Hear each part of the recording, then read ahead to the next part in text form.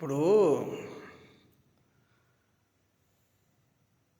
రాముడు, శివుడు, దుర్గామాత వీళ్ళందరి మనం కృష్ణుడు ఎవరిని తీసుకున్నా కానీ హిందువులకి దేవుడు అని అంటాము, హిందువుల యొక్క దేవుళ్ళు అని. అలాగే ముస్లిం దేవుడు వచ్చేసి మొహమ్మద్ ప్రవక్త అంటున్నాం, అల్లా అంటారు వాళ్ళు. క్రిస్టియన్ వాళ్ళు వచ్చేసి ఓ జీసస్, జీసస్ సేవ్స్ అంటారు. ఇప్పుడు ఎవరి మతం వాళ్ళకి ఒక దేవుడు ఉన్నాడు. మరి ప్రతి మతానికి ఒక దేవుడు ఉన్నప్పుడు ఈ అందరికీ ఒక్క దేవుడు ఎవరు? కంప్లీట్గా మతంకి ఒక దేవుడు కాకుండా దేవుడైతే ఒకడే వివిధ రూపాలలో వస్తాడు. మరి ఈ అందరికి ఎవరు దేవుడు? అది కూడా అంటే ప్రశ్న నేను వేస్తున్నా.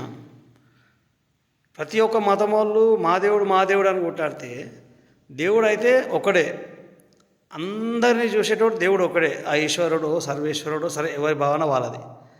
మరి దేవుడు ఒక్కడే అన్న ఉద్దేశంతో మనం ఉన్నప్పుడు మా మతం దేవుడు ఇలాంటి వర్గపోర్లు ఎందుకు? సర్వం మొత్తం సర్వేశ్వరుడే చూసుకుంటాడు. వివిధ మతాలలో వివిధ దేవుళ్ళు ఉండొచ్చు, కానీ దేవుడు అయితే ఒక్కడే. మరి ఈ మతాలందరికీ ఆ ఒక్క దేవుడు ఎవరు?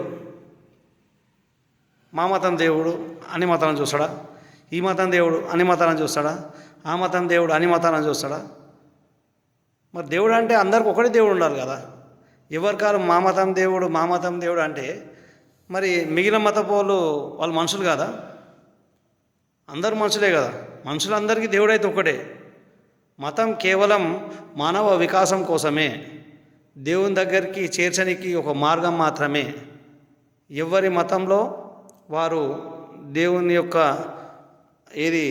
ఆ దేవుడు చెప్పిన విధానం ఏ విధంగా ఉందో అది పాటించి ఆ దేవుని చేరుకోవడానికి ప్రయత్నిస్తారు.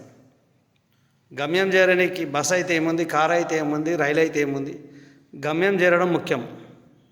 అట్లాగే దేవుని దగ్గర చేరడానికి మన చివరిగా మన ప్రాణం పోయిన తర్వాత దేవుని దగ్గర చేరడానికి ఏ మతంలో వచ్చినా పెద్ద నష్టమేం లేదు. నువ్వు అందులో ఉన్న మంచితనం గ్రహించు, ప్రతి గ్రంథాలలో ఉన్న మంచితనం గ్రహించు.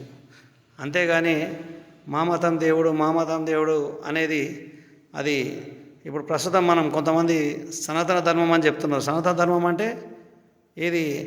ఇతర మతాలను దూషించి తిట్టి అన్ని మతాల మధ్య చిచ్చులు పెట్టి గొడవలు చేయడం కాదు. అందరినీ గ్రహించాలి, అందరి యొక్క మనస్తత్వం తెలుసుకోవాలి, అందరికీ మంచి చేయాలి, అందరినీ మేలు చేస్తే అది సనాతన ధర్మం. సనాతన ధర్మం అంటే ఎవరికి కీడు చేయించకుండా జీవించు. ధర్మం అంటేనే ఇతరులకు అన్యాయం చేయకుండా జీవించు, అందరినీ గౌరవించు. మరి అందరినీ గౌరవించు అని చెప్పినప్పుడు ఇలాంటి భావన ఎందుకు తీసుకొచ్చి అందరి మధ్యలో గొడవలు చేస్తున్నారు? ఇది కొద్దిగా అందరూ ఎవరైతే ఈ మధ్య కొంచెం దుష్ప్రచారాలు చేస్తున్నారో వాళ్ళు కొంచెం గ్రహించాలి. వాళ్ళను కూడా దేవుడు చల్లగా చూడాలి. ఎందుకంటే ఈ విధంగా మాట్లాడితేనే చర్చలు జరగానే దేవుని యొక్క గొప్పతనం తెలుస్తుంది. అందరూ చర్చించాలి, తప్పేం లేదు. వాళ్ళకి డౌట్స్ ఉంటాయి, అడిగితే తప్పేం లేదు. ఆన్సర్స్ ఉన్న వాళ్ళు ఆన్సర్స్ కూడా ఇస్తారు, కానీ ఎవరిని వ్యతిరేకించొద్దు. డౌట్స్ ఉంటే అడగండి, తప్పేం లేదు. నాకు తెలిసింది నేను చెప్తా, వేరే వాళ్ళు చెప్తారు. మీకు డౌట్స్ ఉంటే వేరే వాళ్ళు కూడా వేరే విధంగా డౌట్స్ అడగండి, తప్పలేదు, కానీ వ్యతిరేకించవద్దు. సాయి బాబా కీ జై.